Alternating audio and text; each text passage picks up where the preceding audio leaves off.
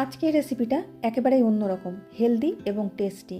আজ আমি আপনাদের সাথে শেয়ার করব মাল্টিগ্রেন আটা রুটি, তার সাথে বেগুন ভর্তা, তার সাথে ধনেপাতার চাটনি আর তার সাথে মধু, এই কম্বিনেশনটা। তো কিভাবে আমি তৈরি করি সেটাই চলুন আপনাদের সাথে শেয়ার করছি। তো এখানে আমি 2 কাপ মতন মাল্টিগ্রেন আটা নিয়ে নেব। আটাটা কিন্তু আমি বাড়িতেই তৈরি করি। আটাটা তৈরি করার জন্য আমি এখানে নিয়েছিলাম 2 কিলো খোসা শুদ্ধ কলাই, মাসকলাই, তার সাথে 1 কিলো ভুট্টা, 1 কিলো গম, 1 কিলো চাল।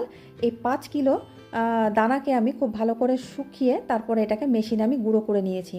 আর গুঁড়োটা কিন্তু একদম পাউডারের মতন গুঁড়ো হবে না, একটু দানা দানা গুঁড়ো হবে, ঠিক যেমন সুজি থাকে সুজির মতন কিন্তু গুঁড়োটা হবে।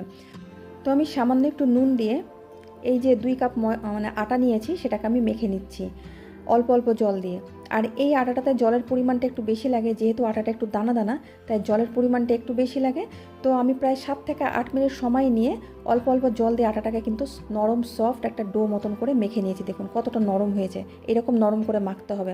তারপরে এই আটাটাকে 2 ভাগে ভাগ করে নেব, যেহেতু এটা মোটা রুটি হবে তাই এর লেচিগুলো কিন্তু বড় বড় মোটা মোটা হয়। হাতে আমি একটু জল লাগিয়ে এই বড় বড় লেচিটাকে নিয়ে, একটা লেচি নিয়ে রুটিটাকে বানিয়ে নেব।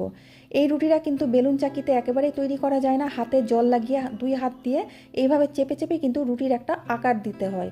দেখুন আমি যেভাবে করছি, হাতে যদি আটকে যায় তাহলে হাতে একটু জল লাগিয়ে নেব, জল লাগিয়ে নিয়ে এইভাবে কিন্তু চেপে চেপে রুটিটাকে আমি দেখুন কি সুন্দরভাবে বানিয়ে নিয়েছি। এবার এটাকে সেঁকে নেব।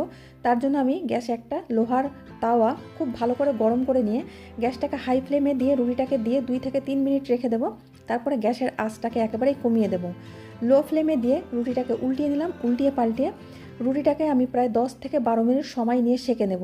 যেহেতু এটা মোটা রুটি, গ্যাসের ফ্লেমটা বাড়িয়ে দিলে উপরটা কিন্তু ক্রিস্পি হয়ে যাবে, ভেতরটা কাঁচা থেকে যাবে। তাই একটু সময় নিয়ে রুটিটাকে দেখুন আমি এইভাবে উল্টিয়ে পাল্টিয়ে আমি কিন্তু রুটিটাকে খুব ভালো করে সেঁকে নিচ্ছি। একটা পরিষ্কার কাপড়ের সাহায্যে এইভাবে চেপে চেপে সেঁকে নিচ্ছি যেন রুটিটা খুব ভালো করে সেঁকা হয়ে যায়।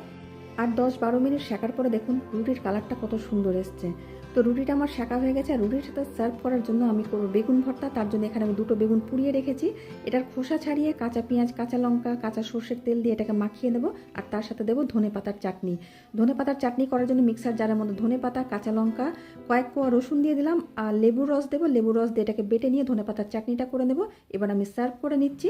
তো তৈরি হয়ে গেল আমার হেলদি অ্যান্ড টেস্টি গরম গরম মাল্টিগ্রেন আটা রুটি, তার সাথে বেগুন ভর্তা, তার সাথে মৌমাছির মধু। এই মধুটাও কিন্তু ভীষণ উপকারী, আর ধনেপাতার চাটনি। কেমন লাগলো আজকের রেসিপিটা জানাবেন।